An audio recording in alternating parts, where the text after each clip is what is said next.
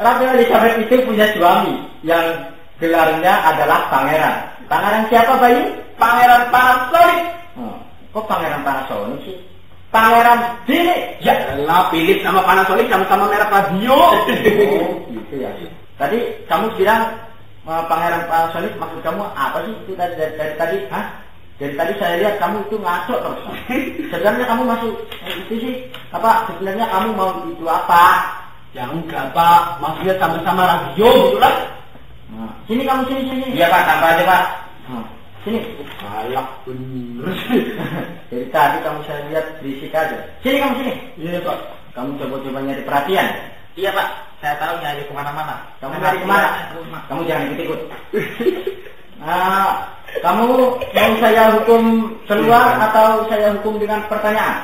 Maksudnya saya nanya. Ya, saya nanya. Boleh Pak? Enggak keluar Pak. Kamu enggak keluar? Enggak benar. Betul? Benar, betul. Sekarang kamu waktu yang minggu kemarin masuk gak? Iya masuk. Kalau begitu kamu terangkan soal Romawi. Sekarang kalau kamu memang benar-benar mengikuti pelajaran soal Romawi yang kemarin. Romawi? Terangkan, gak usah manggil temannya. Bukan, maksudnya mau nerangin. Ini kan kayak orang lagi nerangin. Nah, lanjut. Romawi, ibu kotanya Roma. Romawi, ibu kota Roma Pak. Betul. Ya. Romawi, ibu kotanya Roma. Romawi didirikan pada tahun 504 sebelum Masehi. Sebelum apa? Masehi. Tahunnya dari mana? Tahunnya dari buku Pak. Ya, terus. Tahun 540 sebelum Masehi didirikan oleh raja yang bernama Romulus. Romulus punya saudara kembar yang bernama Roburik.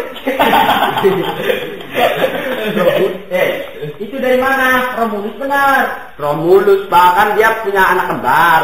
Tuh, yang anak kembar yang satu Roburik Pak.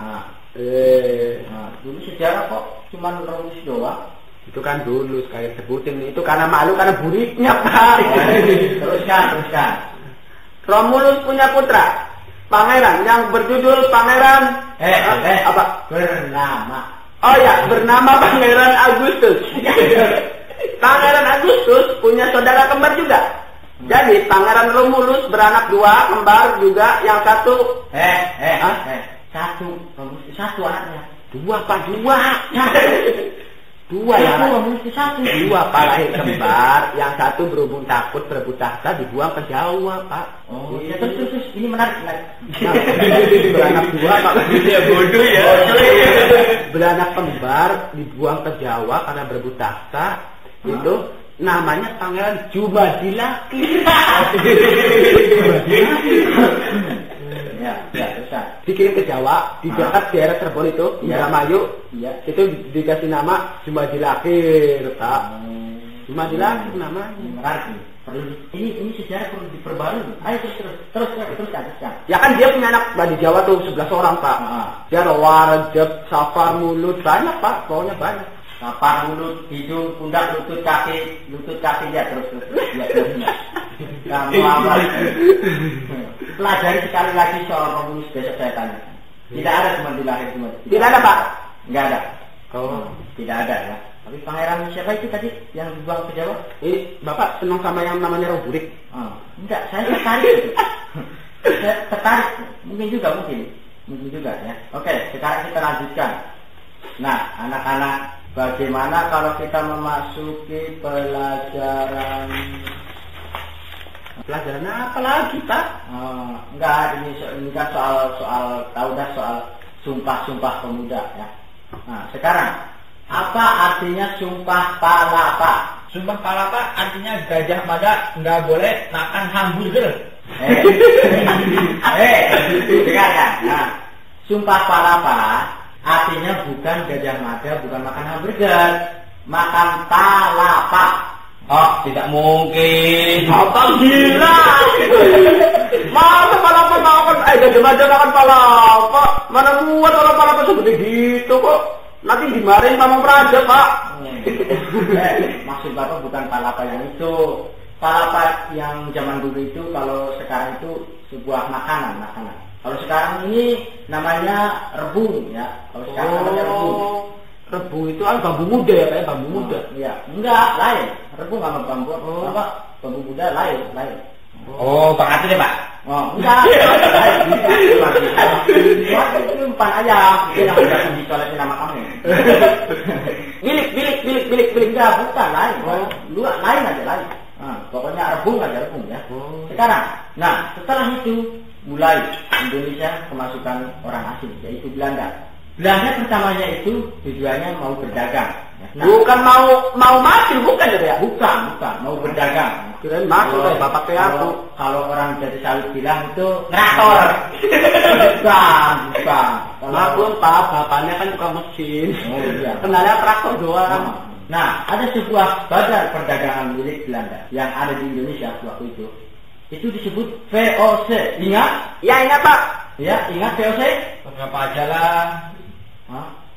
Bapak? Ya. Bayu, Pak. kenapa dikasih nama VOC? Sebab yang bikin perusahaan orang Belanda Pak. Kalau yang bikin perusahaan orang Tegal itu namanya PD Muncul Jaya. Kok bisa begitu? Ya menjual bahan bangunan kali Pak. VOC singkatannya. Oh, nggak tahu Pak. Nggak tahu. Kamu Roni? Apalagi saya, Pak. Hah? Apalagi saya. Nggak tahu ini bangga ya. Sorry, Pak, sorry. Makanya bangga itu kalau umpamanya ya banyak uang, itu banyak sedekah, itu baru bangga. Ini bodoh bangga. Ya, Bapak sih boleh ya. Ya. Kamu Ojan, apa artinya VOC? Nggak tahu Pak. Kamu Aci? Ayo. Nggak Pak. Engkau aja. Enggak. Kamu aja. Kamu juga nggak tahu kan? Nggak tahu kan? Enggak. Anak-anak, mungkin anak-anak yang lain ada yang tahu? Enggak ya. Nggak ada. Yang tahu? Nggak ada. Benar, nggak ada yang tahu? Nggak ada. Ini guru ngotar sih ya. Enggak. Baik, kita tinggalkan saja soal arti dari VOC ya. Enak jadi guru ya. Karena guru kalau udah pakai kenyang lah ya. Oke. Dulu itu Belanda mengambil hasil bumi kita untuk dibawa pulang macam-macam.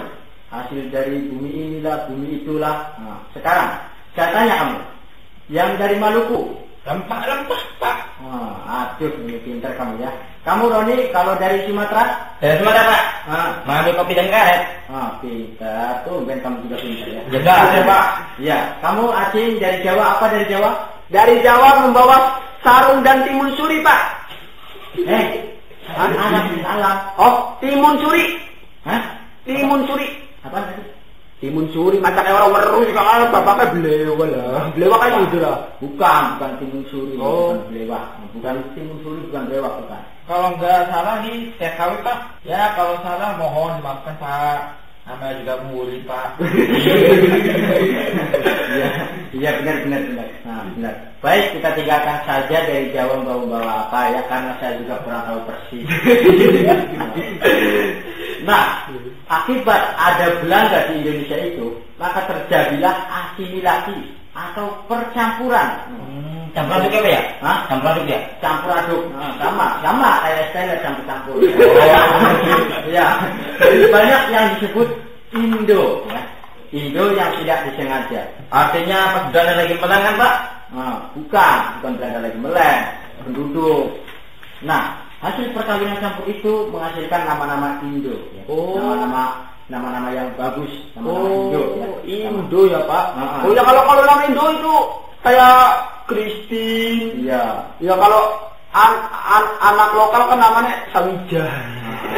Itu belajar-belajaran menghasilkan nama-nama yang bagus Pak. Oh masa? Ya, misalnya kalau bapaknya orang Manado, terus ibunya orang Arab, namanya Libya Kandau.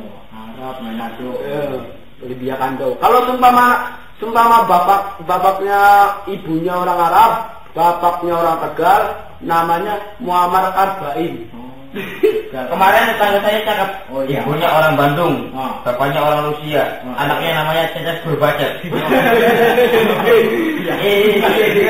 Itu salah satu bahasa yang saya tahu. Iya. Ada lagi yang saya dengar tuh, bapaknya Ambon, ibunya Jepang, namanya Sony Getana. Itu sekedar perkawinan ya. Nama tidak jadi soal ya. Apalah artinya sebuah nama, banyak pepatah yang mengatakan begitu ya. Nah, kalau ibunya Indonesia, bapaknya Belanda, Cina, Arab, Jepang, Inggris. Nah, ini anaknya siapa? Namanya terserah ibunya aja, Pak. Hah?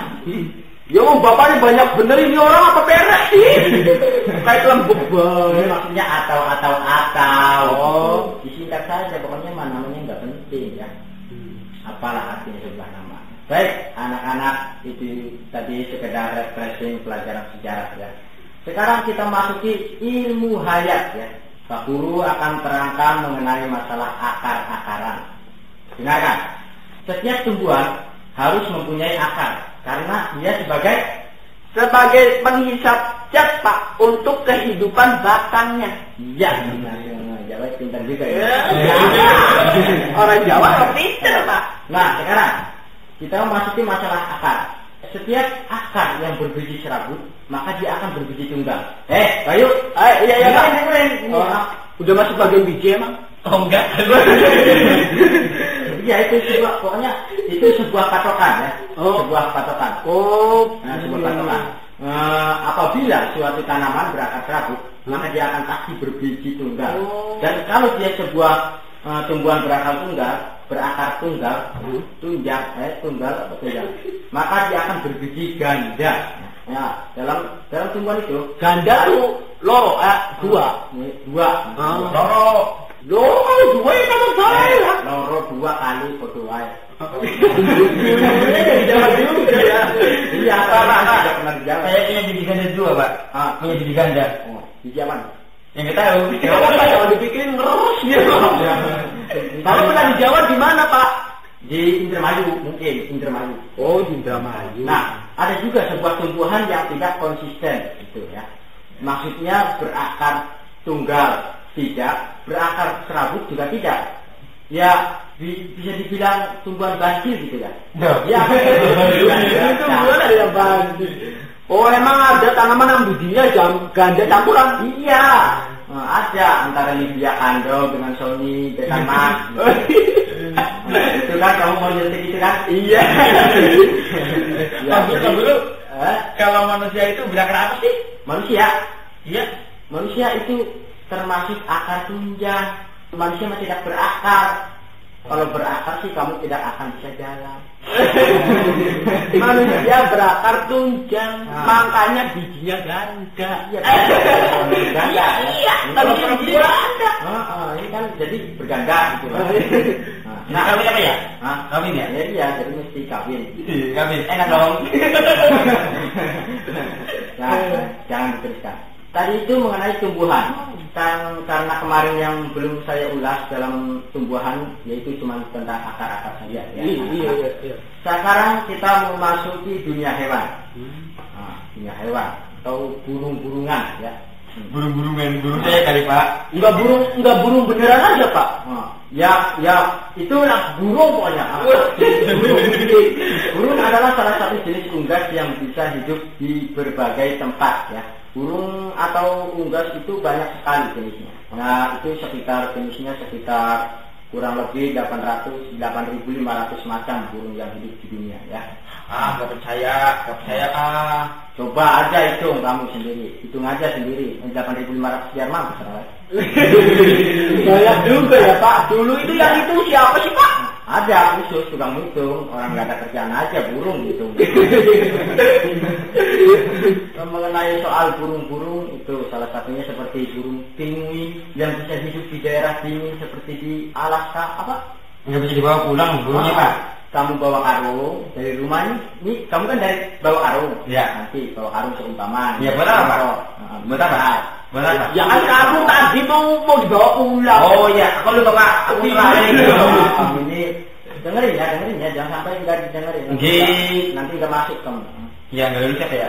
enggak masuk akal. Oh, iya. Kamu kan orang agak stres gitu. Oh, iya. Maaf Pak. Lu dikatain ngopi dulu. Iya, biasa diburu. Terus Pak, gimana Pak? Terus diisi es batu lalu masukin tuh burung atau juga burung bangau yang cuma bisa hidup di daerah yang banyak airnya. Terus ada juga burung kakak tua yang bisa hidup di daerah yang Pak, emang ada burung kakak tua. Kok kakak itu tua banget ya? Iya, kalau kakaknya adiknya itu namanya adik. Ini nama burung.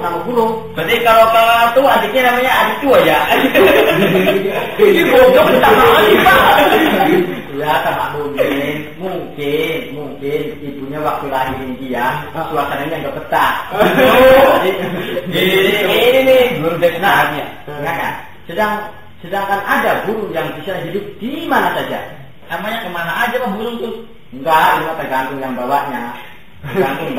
Wah, burung apa sih yang masa ada burung yang bisa di mana kemana aja bapaknya keliling sih lah. Ada burung ya contohnya burung mertua ya. Burung mertua emang ada Pak? Emang ada? Ada. Kalau burung mertua agak punya, ada juga jenis burung yang pokoknya setiap jenis burung pasti bersayap. Oh, bersayap. Ya iyalah Pak, kalau bersayap itu namanya burung Pak. Nah, pokoknya identitas burung adalah bersayap. Maka dari itu burung diidentikan bisa terbang. Padahal tidak semua burung yang bisa terbang. Oh, ada ya Pak ya? Ada burung, yaitu contohnya burung kiwi. Burung kiwi, kalian pernah dengar burung kiwi?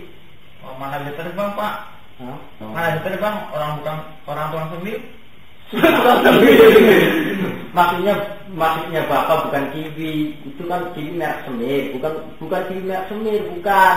Maksudnya burung yang kecil itu tahu kan? Nah, itu yang bisa terbang terus, apalagi anak-anak. Burung puyuh? Hah? Burung puyuh? Ada lagi yang lain? Burung penguin. Ya, kamu Roni burung apa? Burung anakan. Burung anakan. Ya, di mana-mana juga ada namanya anakannya sih. Ada anakan kecebong, ada anakan ini, ada pokoknya ada. Kalau burung kudu Pak? Hah? Kalau burung kudu? Ini lagi apa? Burung kudu, tapi burung kudu ya. Tapi burung kudu. Ini suka salah dulu ini satu ya. Jadi tidak semua burung itu bisa terbang ya. Iya. Tapi kita masuki saja masalah buah-buahan. Buah-buahan yang ada Pak. Segitu ya. Seger. Masalah buah loh. Ya asik aja. Ya ada Pak. Kan ada buah apelnya. Jadi apel mendingan burung jeruk daripada kesemek. Ya, buah-buahan. Ini buah-buahan yang berbiji apabila telah tumbuh besar dan matang umumnya akan mempunyai biji yang kecil. Oh, kalau buahnya besar bijinya kecil ya Pak? Nah, kayak contohnya pepaya, semangka, dan selalu di dalam, selalu terlindung ya bijinya. Oh, yang apa? Biji itu selalu di dalam biar terlindung. Dan apabila ada pula yang sampai dia matang dengan ukuran kecil, akan mempunyai biji yang besar. Oh, mungkin Pak. Contohnya mangga, kan bijinya kan besar. Iya. Pak, mangga sih Pak aja kayak mau bermayu Pak. Kayak mangganya enak-enak mau bermayu kan, mangga cengkir, mangga gajah, mangga golek, gedong, dulu. Udah, maaf. Kubu, Maaf udah. Bapak nggak gimana itu? Kalau diteruskan Bapak nggak ada terjemahannya. Maaf. Mungkin nanti 1 abad lagi kalian ada ya. Ya, kita lanjutkan. Buah kecil yang bijinya besar itu contohnya ada lagi nih seperti salak, ya, kurma, dan lain-lain. Kenapa? Cuma 2 ya. Kenapa? Ya kamu aja sini. Jadi guru nyebutin atau nama buahnya gitu banyaknya gimana. Mampus ya. Ya, itu amat siapa. Ya, kita lanjutkan ya. Sedang buah yang sombong adalah jambu mede. Kenapa Pak? Karena sok pamer bijinya di luar. Oh iya. Jambu mede Pak, bijinya nongol ya? Iya. Sombong bener itu. Ya, jambu mede ya. Wah, yang lain-lain pada di dalam dia mari keluar-keluarin. Jambu mede, bijinya nongol. Emang Pak, emang di mana jambu mede nongolnya tuh Pak? Bijinya tuh? Ya itu kan di bawah. Pak, tapi saya aneh Pak biji mede. Itu biji mede kan kehujanan, kepanasan, kena angin, tapi kok nggak kisih-kisih ya? Itu kan. Tapi Pak, kalau biji mede itu di mana Pak ya Pak? Wah, ini mah negatif terus. Udah bodoh aja dia mah. Cuman sekedar soal-soal buah-buahan ya. Nah, sekarang kita masuki pelajaran bahasa Indonesia. Bahasa kita sendiri ya Pak? Nah, bahasa kita sendiri. Nah, kalau bahasa kita sendiri bahasa Jawa. Bukan ya? Bukan. Bukan ini. Peribahasa tahu? Peribahasa. Peribahasa. Saya tahu Pak. Nah, sekarang oke, karena saya ini ya belum ada yang tahu. Ini contohnya aja contohnya. Guru kencing berdiri, murid kencing berlari. Artinya apa kamu? Yang kencing guru lelaki Pak. Kok bisa begitu? Ya kalau kencingnya perempuan masanya lari-lari. Kencing lari. Bukan itu maksudnya. Kamu Aziz, apa artinya? Muridnya apa dikasih anjing Pak? Oh, kenapa? Muridnya dikasih anjing. Ya itu kan bisa lari. Bukan itu. Gini Kak. Karena gurunya kencingnya lari ya, Pak. Dia itu takut digangguin jadi mau kencing digangguin lari Pak.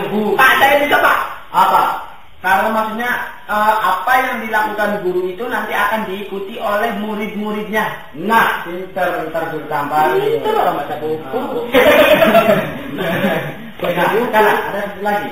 Kuman di seberang lautan kelihatan, gajah di pelupuk mata tidak kelihatan. Apa artinya? Orang meleng.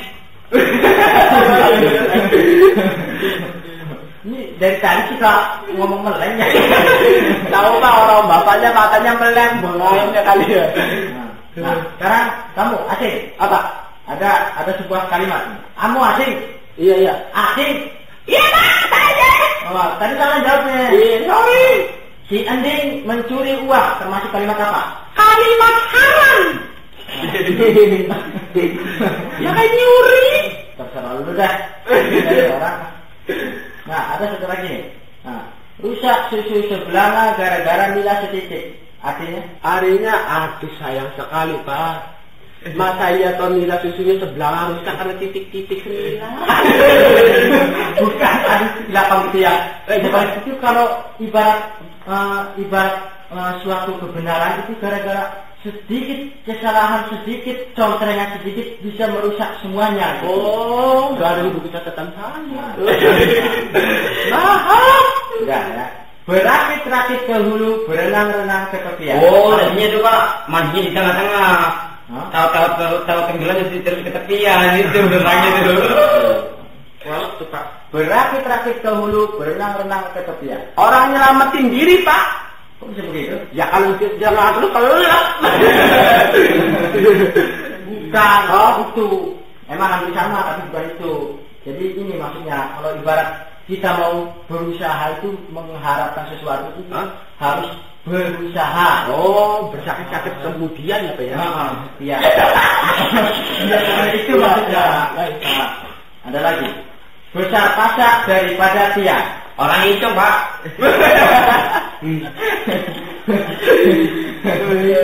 Orang iseng sih. Ya lagian pasaknya gede bener, tiang sedikit pasaknya gede bener. Ya orang iseng itu Pak, rumah pasaknya lebih gede. Ya, bukan itu. Kalau ibarat dagang itu keuntungan lebih kecil daripada pengeluaran.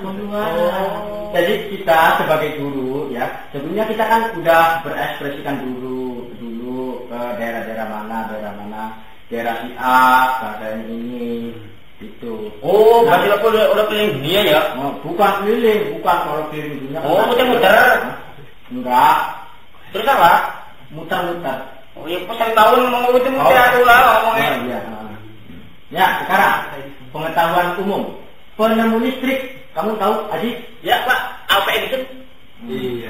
Nah, ini kalau soal barat-barat, pintar. Iya. Nah, sekarang Kamu, Aceh. Warung PLN siapa? Kartini, ibu kita Kartini. Oh, kok bisa begini? Ya kan ada bukunya Pak, habis gelap terbitlah terang. Iya Pak. Mungkin juga. Nah. Sekarang penemu kata uap, tahu kamu baik? James Watt. Bukan James. Badannya jangan kayak gitu. Oh, James Watt. Kawat. Bukan kawat. James Watt. Kawat. Watt. James Watt ya. James Watt. Apa tadi? James Watt. Makanya makanan boleh tuh, jangan bilang roti. Ya kemarin kan saya bisa bilang James Watt karena saya habis makan roti, tadi makannya boleh, jadi James Watt. Gimana penemu ketel uapnya? Nah, kalau penemu ketel yang biasa itu, Roni? Cerek Pak. Cerek. Jangan kayak kamu. Penemu ketel yang biasa bukan cerek. Tukang patri Pak. Bukan. Tukang las. Bukan. Tukang gedung. Bukan. Maklar. Bukan. Ya tahu siapa belum? Bukan Pak. Bukan. Oh, ketel yang biasa itu tukang putu. Tukang putu yang kalau jualan kayak kalau kita gitu ya Pak. Kan gelap-gelap wah gitu. Iya, tukang putu nggak jualannya nggak mana ya bilangnya. Ya itu kan. Kita tinggal sumpahnya kita bikin ketel dari sen, sumpahnya dari sen. Kita bikin aja bolong-bolong di bawah dikasih uap. Jadi tulisan aslinya dikasih nama ketel. Ya uapnya udah keluar sendiri. Jadi ketel uap. Ini guru bener kan? Kita udah bayar mahal sih,